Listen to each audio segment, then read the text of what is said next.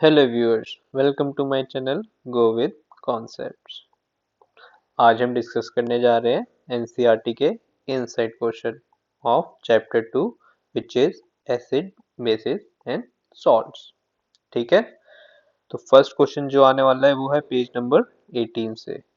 ये क्वेश्चन कहता है you have been provided with three test tubes, one of them contain distil water and other two contain an acidic solution and basic solution respectively.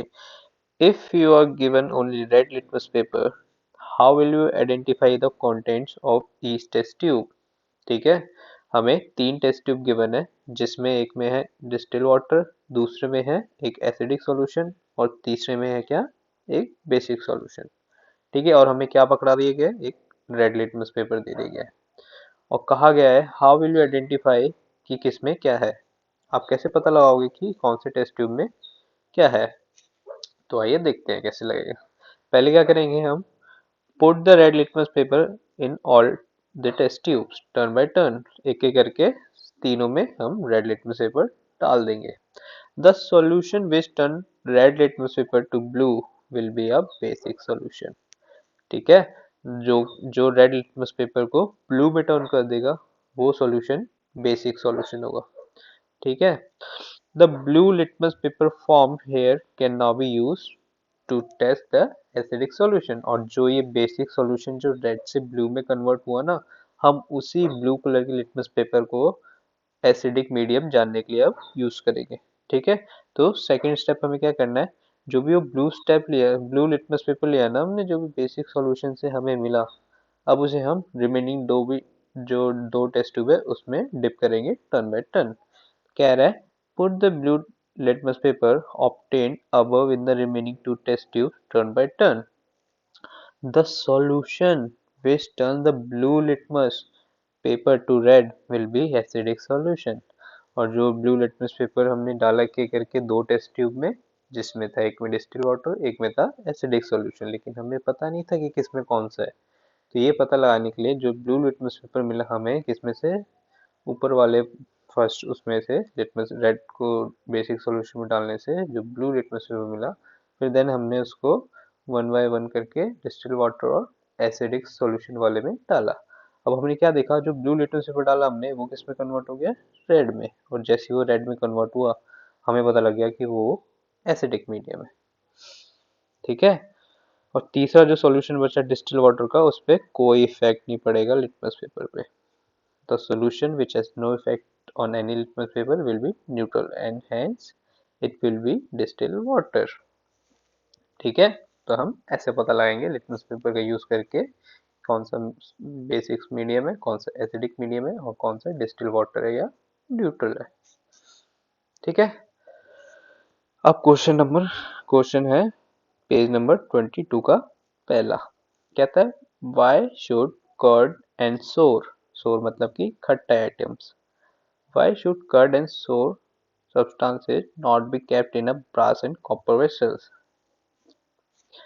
जो भी ये खट्टी चीजें होती है, कर्ड हो गया या कुछ भी खट्टा हो सब्सटेंस होगा, उसे हम ब्रास या कॉपर के वेसल में, बर्तन में क्यों नहीं इसे हम स्टोर करते हैं, क्योंकि इनका जो होता है ना, कर्ड और इसमें सोर वाली चीजों में इनका मीडियम एसिडिक होता है, जो कि इन्हें रिएक्शन करा देता है। अगर हम इसमें रखते हैं ना ब्रास या कॉपर के वेसल में, तो रिएक्शन देखने को मिलती है। क्यों? क्योंकि एसिडिक मीडियम में ये हाईली रिएक्टिव होते हैं। इसका आंसर देखते हैं, curd and sour substances should not be kept in brass and copper vessels because these and other sour foodstuffs contain acid. क्या कंटेन करते हैं, एसिड कंटेन करते हैं, which can react with the metal, of the vessel to form poisonous metal compound. जिससे होता क्या है, वो एसिड जो है वो कॉपर या ब्रास के वेसल से रिएक्ट कर देता है और पॉइजनस मेटल कंपाउंड बनाएगा रिएक्ट करने के बाद, which can cause food poisoning and effect our health adversely. जो कि हमारे पेट के लिए सही नहीं रहेगा, हमें बीमार कर सकता है, फूड पॉइजनिंग कर सकता है और हमारी हेल्थ के लिए भी वो कारगर सिद्ध नहीं होगा। That's why we don't put any substances which contain acid to a vessel of which is made up of brass and copper. ठीक है, यही रीजन है कि हम कर्ड और खट्टी चीजों को क्यों नहीं ब्रास और कॉपर के बर्तनों में रखते हैं। इसका क्वेश्चन नंबर 2 कहता है which gas is usually liberated when an acid reacts with metal? Illustrate with an example. How will you test for the presence of this gas? अगर हम एसिड का रिएक्शन कराते हैं मेटल के साथ तो हमें हाइड्रोजन गैस देखने को मिलती है। जो भी साइड में प्रोडक्ट साइड पे होता क्या है कि अगर हम किसी भी मेटल का एसिड से रिएक्ट कराते हैं तो हमें एक तो सॉल्ट मिलता था प्लस में H2 ऐसे गैस रिलीज होती थी। तो यही hydrogen gas liberated when an acid react with metal. ठीक है, इलिस्ट्रेशन देख लेते हैं एक बार। Set up the apparatus as shown in the figure। इस तरीके का हमें सेटअप लगाना है। जिस सेटअप में क्या गिवन है, हमें एक स्टैंड गिवन है, टेस्ट ट्यूब स्टैंड गिवन है, जिसमें हमने टेस्ट ट्यूब लगा रखा है। ये टेस्ट ट्यूब है जिसको हमने ऊपर से ढक दिया है और उसके अंदर से पाइप जा रही है। ठीक है, और इस टेस्ट ट्यूब के अंदर क्या है, डाइल्यूट सल्फ्यूरिक एसिड। और ये छोटे छोटे क्या है, ग्रे कलर के पार्टिकल्स, ये है जिंक ग्रेन्यूल, जिंक के छोटे छोटे टुकड़े। ठीक है, तो इसमें होगा क्या, ये तो हमारा सेटअप था। Setup the apparatus as shown in the figure। Take some zinc granule in the test tube. वही जो ग्रे कलर के पार्ट्स हैं, ये जिंक ग्रेन्यूल्स लिए हमने टेस्ट ट्यूब में। Add about 5 ml of hydrochloric acid slowly. ये जो है हाइड्रोक्लोरिक लिया हमने, डाइल्यूट 5 ml तक लेंगे और इसे ऐड करेंगे कैसे, स्लोली, क्योंकि ये एसिड है। Soon the reaction between zinc and hydrochloric acid starts and hydrogen gases evolve। और जैसे हम इन दोनों को मिक्सर देखेंगे तो हाइड्रोजन गैस इवॉल्व होनी स्टार्ट हो जाएगी। ठीक है, ये था इलिस्ट्रेशन विद एन एग्जांपल। अब देखेंगे क्या इसकी प्रेजेंस ऑफ गैस देखेंगे। तो ये कह रहा है test for the H2 gas, hydrogen gas. ये सेटअप लगाया हमने, डाइल्यूट सल्फ्यूरिक एसिड में जिंक ग्रेन्यूल्स डाले, जिंक के छोटे छोटे पार्टिकल्स डाले।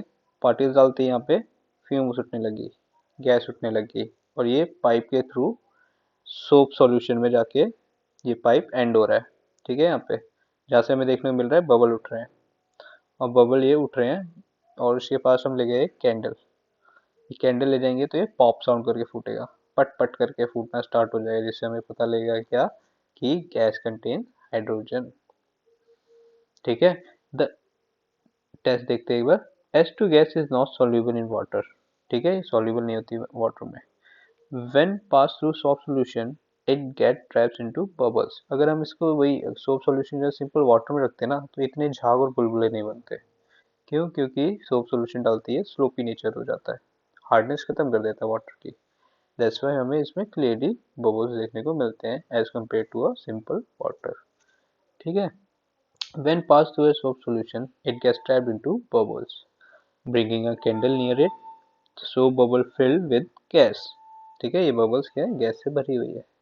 The soap bubble burst as hydrogen gas burns with a pop sound। यहाँ पे पॉप साउंड करके जलना शुरू हो जाता है जब हम कैंडल इसके पास ले जाते हैं, इस बुलबुल के पास। ठीक है, तो ये था टेस्ट फॉर हाइड्रोजन गैस। इसी में थर्ड क्वेश्चन देखते हैं। Metal compound A react with dilute hydrochloric acid. Acid के साथ रिएक्शन कराने किसका, कंपाउंड ए का।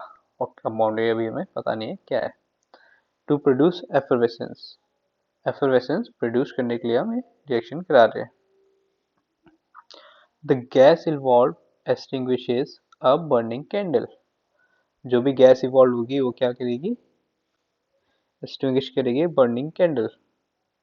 Right a chemical equation for the reaction if one compound form is calcium chloride. और रिएक्टिंग साइड पे हमें एक सब्सटेंस बता दी है जिसके साथ हम रिएक्शन करा रहे हैं किसका, कैल्शियम ऑक्साइड का। एफरवेसेंस का मतलब होता है बबल्स इन लिक्विड। एफरवेसेंस का मतलब होता है बबल्स मौजूद होंगे किसमें, लिक्विड में। ठीक है, तो क्वेश्चन को दोबारा समझते हैं। Metal compound A react with hydrochloric acid. एक मेटल का हम रिएक्ट कराने किसके साथ, हाइड्रोक्लोरिक एसिड के साथ। और इसमें से क्या मिल रहा है हमें देखने को, प्रोड्यूस एन एफरवेसेंस। सॉल्यूशन में हमें कुछ बुलबुले देखने को मिले। The gas involve extinguish a burning candle. और जो गैस इवॉल्व हो रही है वो बुझा देती है किसको, जलती हुई कैंडल को। Write a balanced equation, chemical equation for reaction if one compound is formed is calcium chloride. ठीक है, हमें प्रोडक्ट साइड पे एक कंपाउंड बता दिया गया विच इज कैल्शियम क्लोराइड और हमें HCl गिवन है with which is on the reactant side. ठीक है, as the end product is calcium chloride and gas formed is carbon dioxide, the metal of compound A must be calcium carbonate। जैसे कि हम देख सकते हैं कि कैल्शियम क्लोराइड का एंड प्रोडक्ट पे हमें क्या मिल रहा है, कैल्शियम क्लोराइड मिल रहा है एक तो विद कार्बन डाइऑक्साइड। ठीक है, एक्सटिंग्विश से पता लगा कि हमें कार्बन डाइऑक्साइड भी इवॉल्व हो रहा है एज अ गैस। ठीक है, तो ये जो कार्बन डाइऑक्साइड मिला ना, ये हमें काफी है ये दोनों पता लगाने के लिए कि जो भी कंपाउंड है ना वो है कैल्शियम कार्बोनेट। क्या नाम है इसका, ये कैल्शियम कार्बोनेट।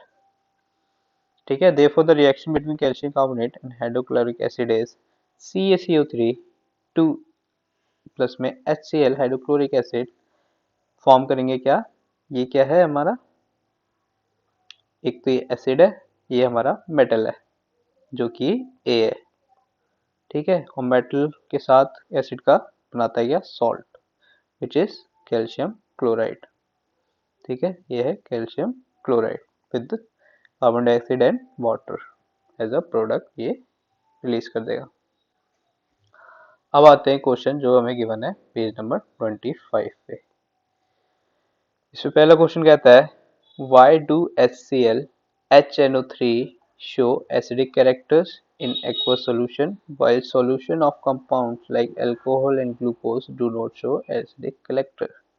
HCl और HNO3 एसिडिक कलेक्टर शो करते हैं किसमें, एक्वस सॉल्यूशन में, और जबकि अल्कोहल और ग्लूकोज ये एसिडिक करेक्टर शो नहीं करते।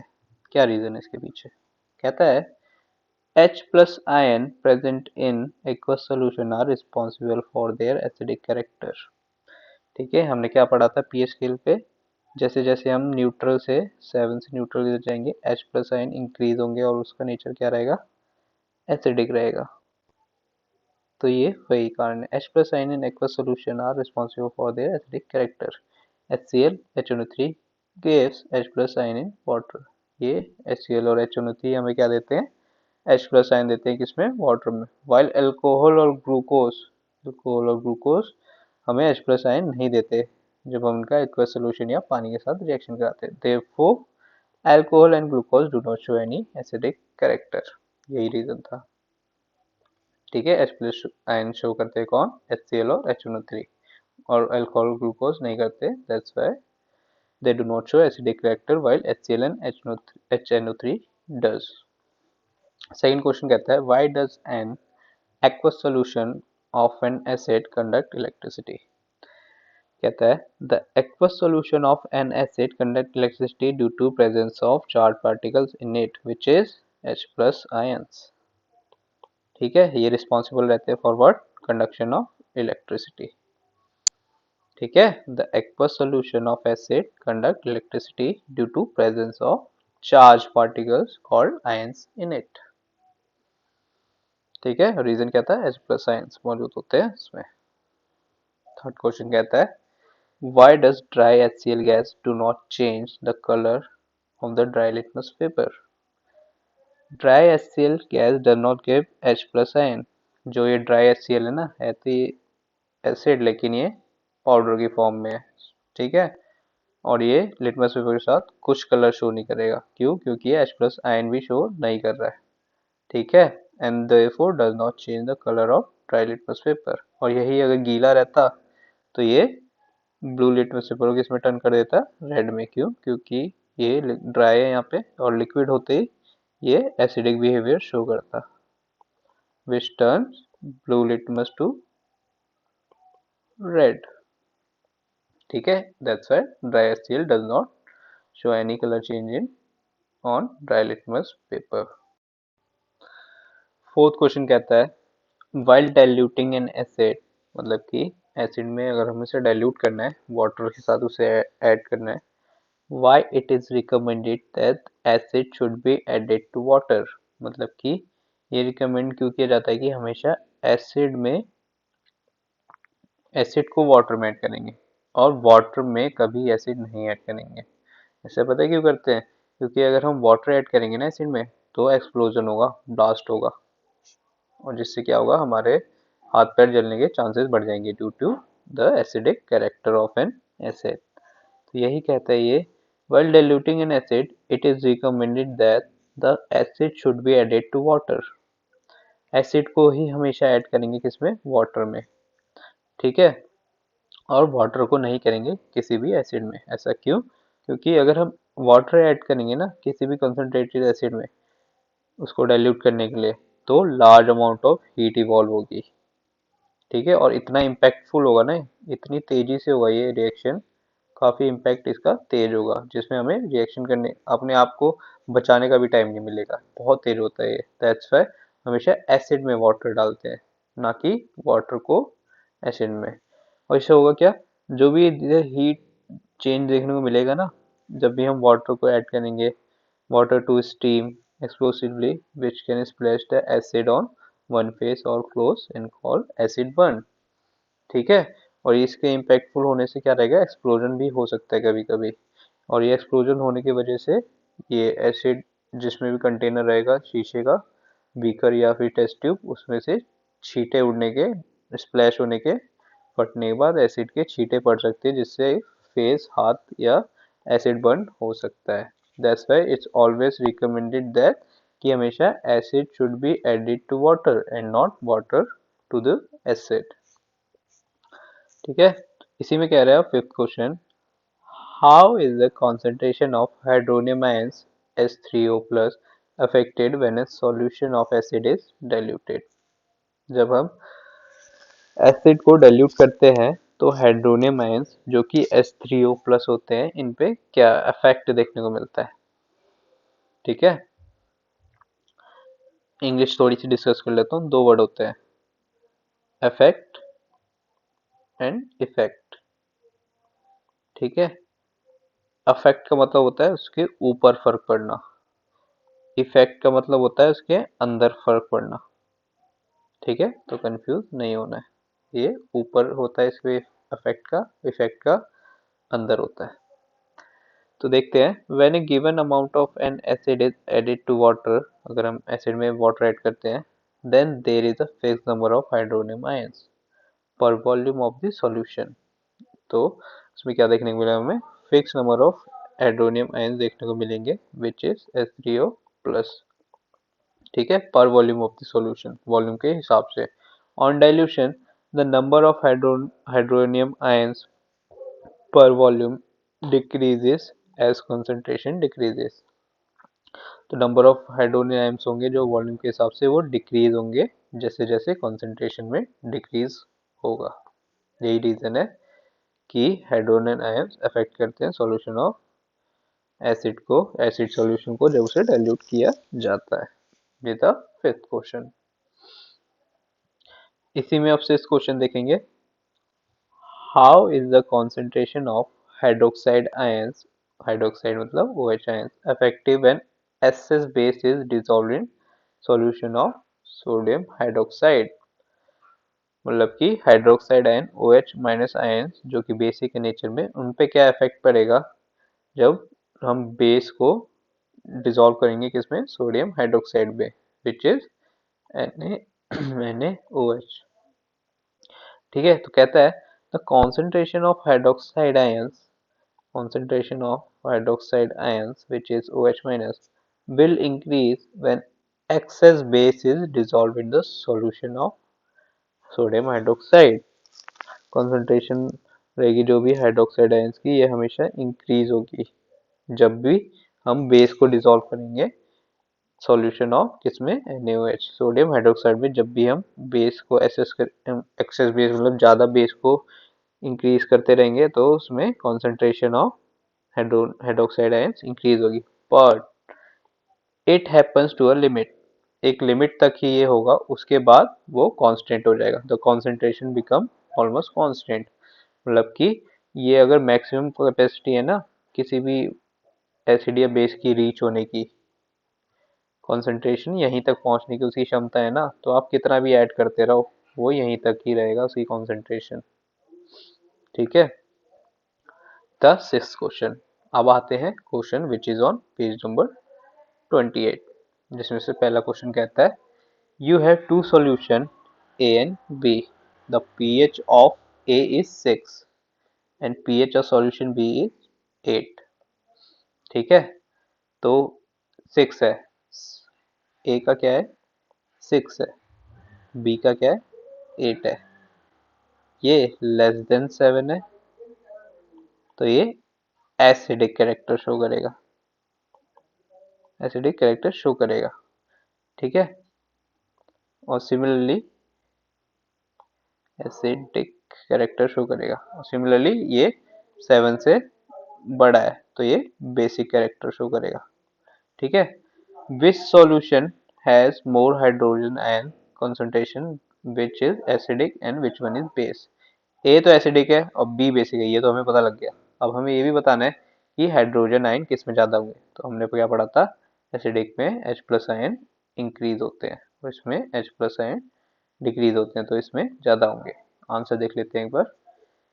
If pH value of less than 7 indicates acidic solution, ठीक है, acidic होता है less than 7, while greater than 7 indicates a basic solution, greater than 7 basic solution बताता है।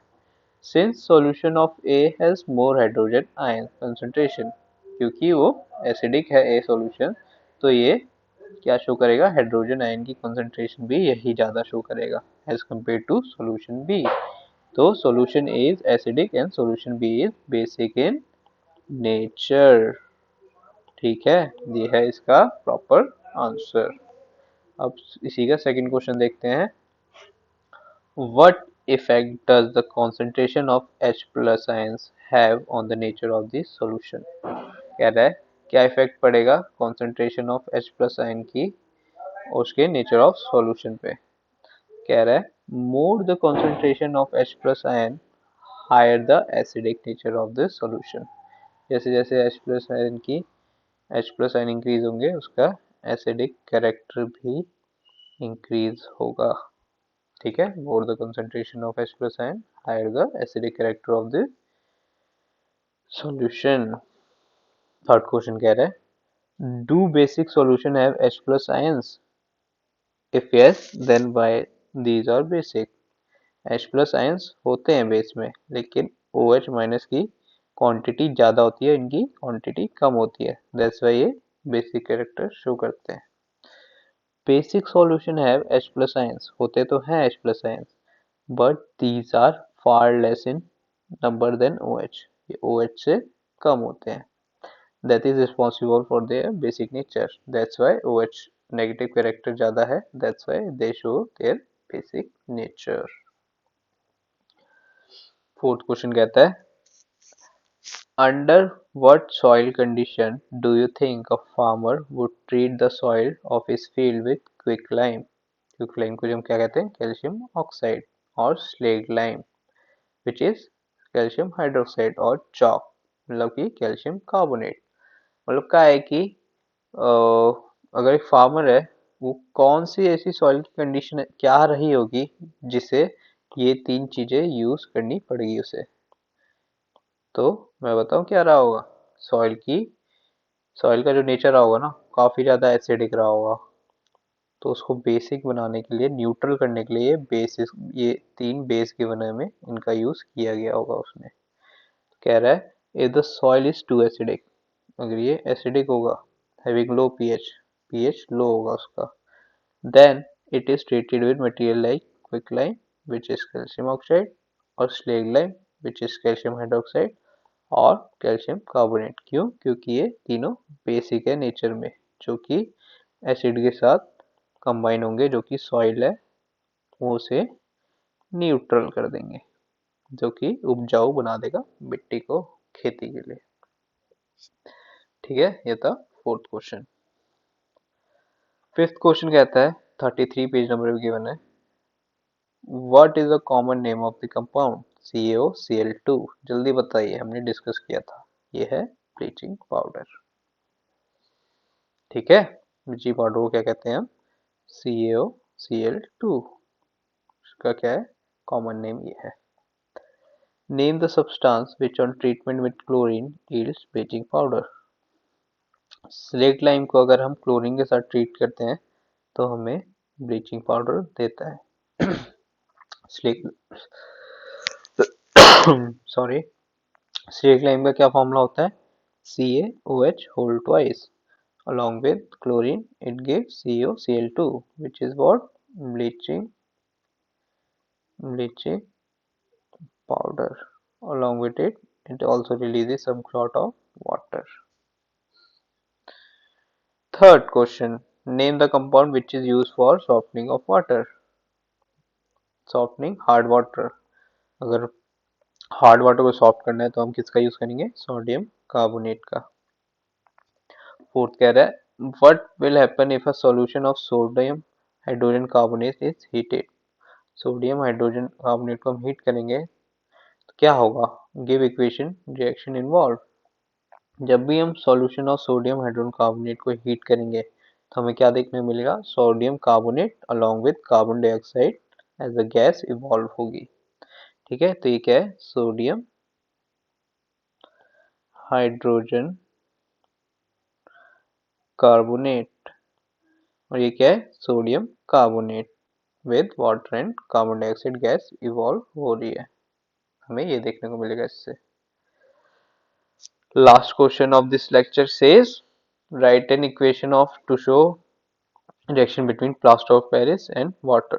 प्लास्टर ऑफ पेरिस का क्या फॉर्मूला होता है? CaSO4 into half H2O। इसको हम करा रहे हैं वाटर के साथ और हमें क्या मिलता है? जिप्सम मिलता है। जिप्सम देखने को मिलता है जिसका फॉर्मूला होता है CaSO4 इंटू 2H2O। H2O दिमाग लगाओ, यहाँ पे H2O भी आएगा। अब दिमाग लगाओ, POP है, यहाँ पे हाफ है, यहाँ पे जिप्सम है, इसका क्या है? 2 है। हाफ में कितना ऐड करेंगे? ये तो 2 बन जाएगा भाई, तो हम 1.5। Half plus 1.5 gives 2 which is gypsum और हाफ वाला क्या था? POP। ये क्या है? Simple water. यही है इक्वेशन। POP के साथ अपने वाटर ऐड किया तो जिप्सम मिल जाएगा। ठीक है, थैंक यू गाइस, आज के लिए बस इतना ही। अगले लेक्चर में हम बैक एक्सरसाइज के क्वेश्चन डिस्कस करेंगे इस चैप्टर के, देन ये चैप्टर फिनिश हो जाएगा। ठीक है।